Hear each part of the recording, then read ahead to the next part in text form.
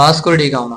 Vasco D gamma का तो आप लोग जानते ही होंगे। आज से लगभग 400 वर्ष पहले वास्को डी गामा हिंदुस्तान आया। इतिहास में हमको यह बताया जाता है कि सन 1498 में वास्को डी गामा हिंदुस्तान आया। इतिहास की किताब में हमको यह भी बताया जाता है कि वास्को डी गामा ने हिंदुस्तान की खोज की, भारत की खोज की। और ऐसा लगता है जैसे कि वास्को डी गामा के भारत आने से पहले हिंदुस्तान था ही नहीं। हजारों साल का यह देश जो वास्को डी गामा के बाप दादाओं के समय से पहले से मौजूद है। तो इतिहास में हमको ऐसा क्यों कहा गया है कि वास्को डी गामा ने हिंदुस्तान की खोज की? और मैं ये मानता हूँ यह एकदम गलत है। वास्को डी गामा ने हिंदुस्तान की खोज नहीं की, भारत की खोज नहीं की। वास्को डी गामा यहाँ आया था भारतवर्ष को लूटने के लिए। एक बात और जो इतिहास में मेरे अनुसार गलत बताई जाती है कि वास्को डी गामा एक बहुत बहादुर नाविक था, बहादुर सेनापति था या बहादुर सैनिक था और हिंदुस्तान की खोज के अभियान पर निकला था। पर ऐसा कुछ नहीं था। सच्चाई कुछ और है। सच्चाई ये है कि पुर्तगाल का वो उस जमाने का डॉन था। जैसे आज के ज़माने में हिंदुस्तान में बहुत सारे माफिया किंग, वैसे ही 15वीं शताब्दी का वह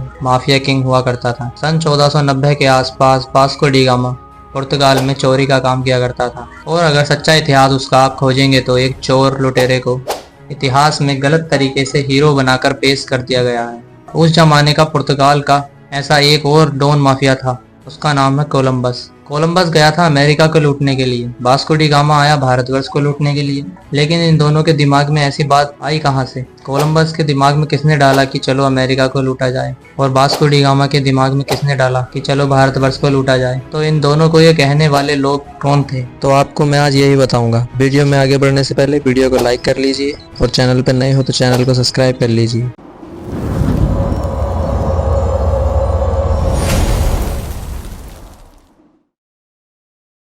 हुआ क्या था कि 14वीं और 15वीं शताब्दी के बीच का जो समय था, यूरोप में दो ही देश थे जो ताकतवर माने जाते थे। एक देश था स्पेन, दूसरा था पुर्तगाल। तो इन दोनों देशों के बीच अक्सर लड़ाई झगड़े हुआ करते थे। तो झगड़ा संपत्ति को लेकर हुआ करता था। स्पेन के पास ज्यादा संपत्ति जाएगी या पुर्तगाल के पास ज्यादा संपत्ति जाएगी। तो उस संपत्ति का बंटवारा करने के लिए कई बार जो झगड़े होते थे वहाँ की धर्मसत्ता के पास ले जाए जाते थे। और उस जमाने की वहाँ की धर्मसत्ता थी, क्रिश्चियनिटी की सत्ता थी। तो एक बार ऐसे ही झगड़ा हुआ पुर्तगाल और स्पेन की सत्ताओं के बीच। और झगड़ा किस बात को लेकर था? झगड़ा इस बात को लेकर था कि लूट का माल जो मिले वो किसके हिस्से में ज्यादा जाए। तो उस जमाने के पोप ने एक आदेश जारी किया, एक नोटिफिकेशन जारी किया सन 1492 में। और वो नोटिफिकेशन क्या था? वो नोटिफिकेशन ये था कि सन 1492 के बाद सारी दुनिया की संपत्ति को उन्होंने दो हिस्सों में बांटा। पूर्वी हिस्से की संपत्ति को लूटने का काम पुर्तगाल करेगा और पश्चिमी हिस्से की संपत्ति को लूटने का काम स्पेन करेगा। ये आदेश 1492 में पोप ने जारी किया। क्या किसी पोप को यह अधिकार है कि दुनिया को वह दो हिस्सों में बांटे और इन दोनों हिस्सों को लूटने के लिए दो अलग अलग देशों को नियुक्त कर सके? स्पेन को कहा कि तुम दुनिया के पश्चिमी हिस्से को लूटो, पुर्तगाल को कहा कि तुम दुनिया के पूर्वी हिस्से को लूटो। और 1492 में जारी किया हुआ वह आदेश और बुल आज भी एग्जिस्ट करता है। यह क्रिश्चियनिटी की धर्मसत्ता कितनी खतरनाक हो सकती है का एक अंदाजा इस बात से लगाया जा सकता है कि उन्होंने मान लिया कि सारी दुनिया तो हमारी है। पुर्तगालियों को चूंकि दुनिया के पूर्वी हिस्से को लूटने का आदेश मिला तो उसी लूट को करने के लिए वास्को डी गामा हमारे देश आया, क्योंकि भारतवर्ष दुनिया के पूर्वी हिस्से में पड़ता है। और उसी लूट के सिलसिले को बरकरार रखने के लिए कोलंबस अमेरिका गया। इतिहास में यह बताया गया है कि 1492 में कोलंबस अमेरिका पहुंचा और 1498 में वास्को डी गामा हिंदुस्तान पहुंचा। कोलंबस जब अमेरिका पहुंचा तो उसने अमेरिका में जो मूल प्रजाति थी रेड इंडियंस, जिनको माया सभ्यता के लोग कहते हैं, उन माया सभ्यता के लोगों को मार पीट कर वहाँ से सोना चांदी छीनने का काम शुरू कर दिया। इतिहास में बराबर गलत जानकारी दी है कि कोलंबस कोई महान व्यक्ति था। सोना चांदी लूटने के लिए अगर किसी की हत्या करनी पड़े तो कोलंबस उसमें पीछे नहीं रहता था। उस आदमी ने 14-15 वर्षों तक बराबर अमेरिका के रेड इंडियंस लोगों को लूटा। और उस लूट से भर भर कर जहाज जब स्पेन गए तो स्पेन के लोगों को लगा कि अमेरिका में बहुत सारी संपत्ति है। तो स्पेन की फौज और स्पेन की आर्मी फिर अमेरिका पहुंची और स्पेन की आर्मी ने अमेरिका में पहुंचकर 10 करोड़ रेड इंडियंस को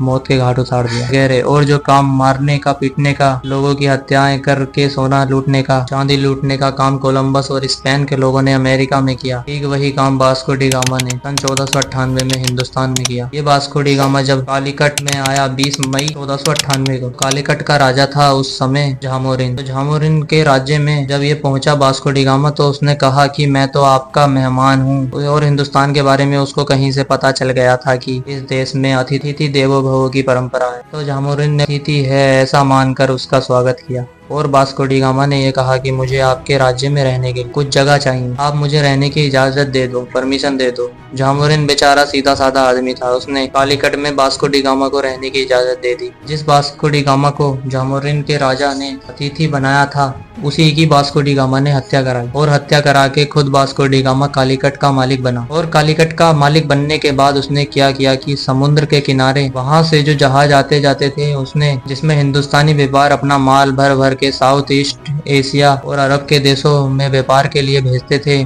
उन जहाजों पर टैक्स वसूलने का काम वास्को डी गामा करता था। और अगर कोई जहाज वास्को डी गामा को टैक्स ना दे तो उस जहाज को समुद्र में डुबोने का काम वास्को डी गामा करता था। और वास्को डी गामा हिंदुस्तान में आया पहली बार 1498 में। वास्को डी गामा पहली बार जब हिंदुस्तान से गया 7 जहाज भर के सोना और असरफियां के बाद जब दोबारा फिर वास्को डी गामा हिंदुस्तान आया तो लगातार 3 बार आया। लगातार 3 बार आने के बाद चौथी बार भी आता लेकिन मर गया। दूसरी बार आया तो हिंदुस्तान से लूट कर जो लेकर गया करीब 11 से 12 जहाज भर के सोने की असरफियां थी। और तीसरी बार जब आया तो हिंदुस्तान से लगभग 21 से 22 जहाज भर के सोने की असर। इतना सोना चांदी लूट कर ले जाने के बाद वास्को डी गामा यहाँ से गया। पुर्तगाल के लोगों को पता चला कि हिंदुस्तान में तो बहुत संपत्ति है।